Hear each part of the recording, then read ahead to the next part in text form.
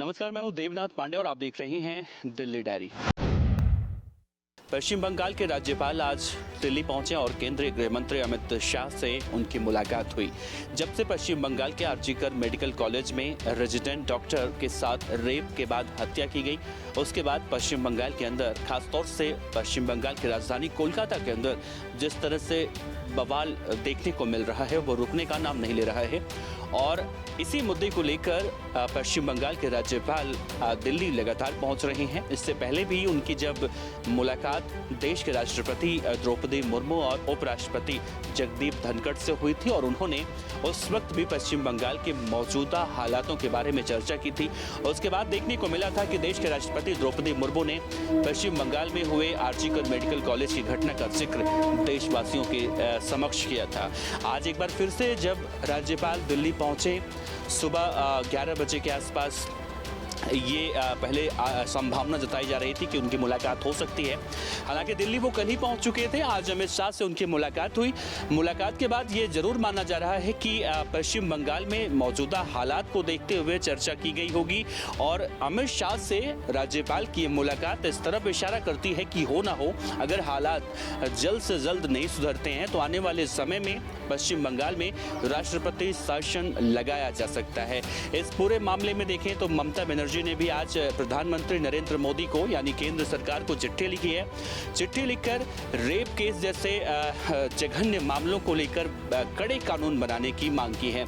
ममता बनर्जी ने इससे पहले भी चिट्ठी लिखी थी, लेकिन उस चिट्ठी के जवाब में केंद्रीय महिला बाल विकास मंत्री ने उन्हें कहा था कि 200 से ज़्यादा फास्ट ट्रैक कोर्ट इस वक्त बंगाल में हैं और कितने इस वक्त चल रहे हैं, कितने बंद हो चुके हैं तो क्यों बंद हो चुके हैं, इन सब मुद्दों पर ममता बनर्जी से जवाब मांगा गया था। लेकिन ममता बनर्जी ने आज एक बार फिर से इस केस को लेकर कहीं ना कहीं प्रधानमंत्री नरेंद्र मोदी को चिट्ठी लिखकर बताने की कोशिश की है कि बंगाल में सब कुछ ठीक करने की कोशिशें की जा रही हैं। लेकिन इससे पहले भी सुप्रीम कोर्ट में इस मामले की जब सुनवाई हुई थी तो कहीं ना कहीं राज्य सरकार की जो व्यवस्था है लॉ एंड ऑर्डर की, उसे फेल बताया गया था।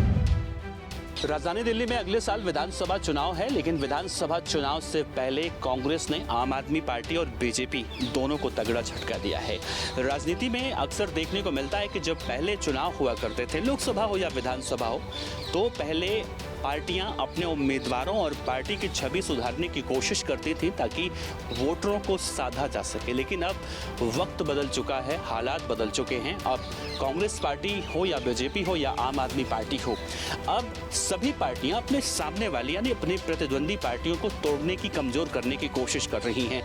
इसी कड़ी में हमने देखा 25 अगस्त को बीजेपी ने आम आदमी पार्टी के 5 पार्षदों को अपने खेमे में लिया, बीजेपी में शामिल करवाया और आज देखने को मिला दिल्ली कांग्रेस के अध्यक्ष देवेंद्र यादव ने साफ तौर से आम आदमी पार्टी और बीजेपी दोनों ही पार्टियों के हजारों की संख्या में कार्यकर्ताओं को कांग्रेस में शामिल किया है, जिसके बाद ये माना जा रहा है कि आम आदमी पार्टी और बीजेपी को दिल्ली कांग्रेस ने तगड़ा झटका दिया है।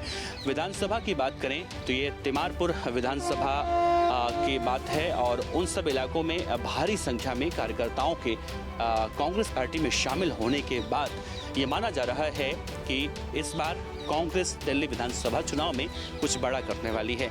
लेकिन अभी तक के पिछले 15 सालों के रिकॉर्ड को अगर देखें तो आम आदमी पार्टी ने जिस तरह से बेहतरीन प्रदर्शन दिल्ली में किया है और कांग्रेस का जनाधार लगातार उसी तरह से कम हुआ है। आलम ये हो चुका है कांग्रेस पार्टी के पिछले 2 कार्यकाल से दिल्ली के अंदर कोई भी विधायक नहीं है। ऐसे में अगर कांग्रेस अपनी खोई हुई सियासी जमीन वापस पाने के लिए इस तरह से संघर्ष करते हुए दिखाई देती है, उसका रिजल्ट क्या होता है वो देखना बड़ा अहम होगा। देश की राजधानी दिल्ली में बारिश ने पिछले 14 सालों का रिकॉर्ड तोड़ दिया। दिल्ली में 2010 में इतनी बारिश हुई थी और अब 14 सालों के बाद एक दिन में 89 मिलीमीटर बारिश 14 सालों का रिकॉर्ड तोड़ते हुए दिखाई दे रही है।